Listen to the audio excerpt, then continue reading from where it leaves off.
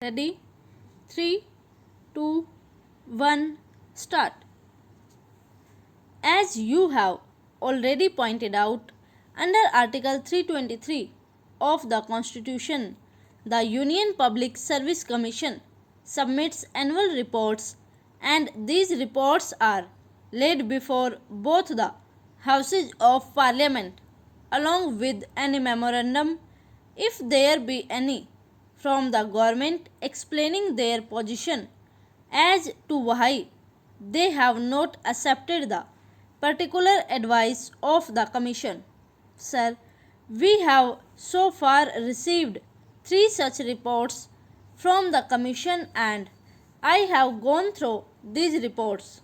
Sir, the general impression that I have gathered after going through these 3 reports is that, apart from the fact that there have been cases of non acceptance of the Commission's advice in many important matters, there are, sir, very serious irregularities committed by the executive government in the matter of appointments to the civil posts and the civil services. If you permit me, sir, I may add that I have found that there are occasions when the government has even bypassed the Houses of Parliament in their anxiety to provide for their favourites. Sir, under Article 320 of the Constitution, as you have already pointed out, the recruitments to civil posts and the civil services are to be made by the Union Public Service Commission. There are 2 basic ideas underlying this system of recruitment to the civil services adopted in our Constitution. Firstly, we desire that all eligible persons to a particular post should be entitled to enter into a fair and free competition to get that job. Secondly, we want to avoid all elements of patronage in the matter of appointments to our civil services. You will find that under the old regulation, which has been kept in force under Article 372, there are several categories of employment and posts which have been kept away from the purview of the Union Public Service Commission. One of these categories is temporary appointments lasting for less than a year. I maintain from a review of all these reports that the government has abused this power of temporary appointments. The government has used it as a shield to bestow all kinds of patronage. Sir, if you look at the posts, you will find that on the very face of it, they are not temporary posts, but that they are likely to continue for more than a year.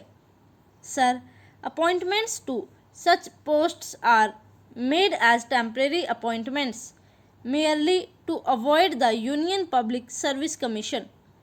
In the name of temporary and emergency appointments, I find that a large number of appointments are being made. The glaring examples are the Community Projects Administration and the All India Radio under the Ministry of Information and Broadcasting. We find, as a matter of fact, such appointments being made by every ministry, but these are the very glaring examples, and I would like the Honorable Minister to tell this House as to how many temporary appointments are being made every year by the government and how many of them are continued even after the end of the year. Sir, they make the temporary appointments and they keep these appointments going on year after year, and they do not also consult the Commission although under the Constitution they are required to do so. Apart from bringing in an element of patronage in the civil appointments, this procedure acts very unfairly to the other candidates who compete from the open market when these temporary posts are made permanent. When the appointments are regularized by inviting applications by means of advertisements, what happens is this: we cannot prevent these temporary appointees from competing in such examinations, and these temporary appointees who have gained experience at the cost of the taxpayer compete with the candidates from the open market and do better because of the experience that they have gained.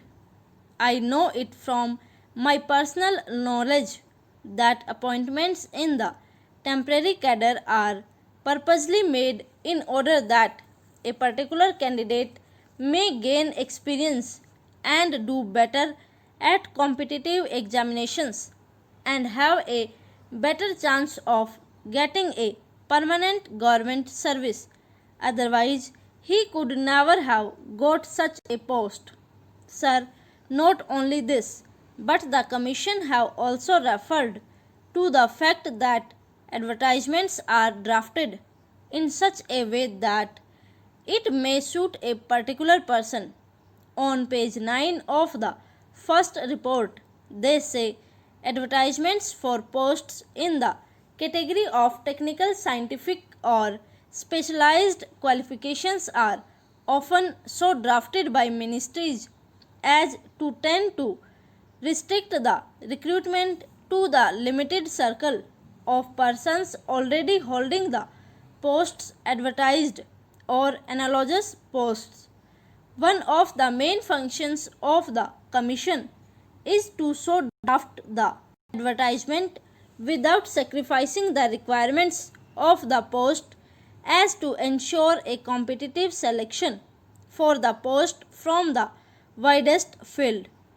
I have looked into the regulations and the method by which the Public Service Commission works in UK. There the ministries merely inform the Service Commission that they want such a post to be filled with a person of such and such qualifications. The advertisement is drafted by the Service Commission and not by the ministries as is done here. Here, government are anxious to bestow patronage and therefore it is that they want to avoid going to the Public Service Commission and continue to make these temporary appointments and draft the advertisements themselves. I find from the report that as early as January 1951, the Commission submitted their proposals to the government as to how the existing regulations should be remodeled so that each case should come under the purview of the Union Public Service Commission. Now the government has not taken any decision in this matter. These proposals ought to have been placed before both houses of Parliament as required under the Constitution, that the houses will be fully seized of the problems which are facing appointments and would give their directions as to how appointments in the civil services should be made. Over.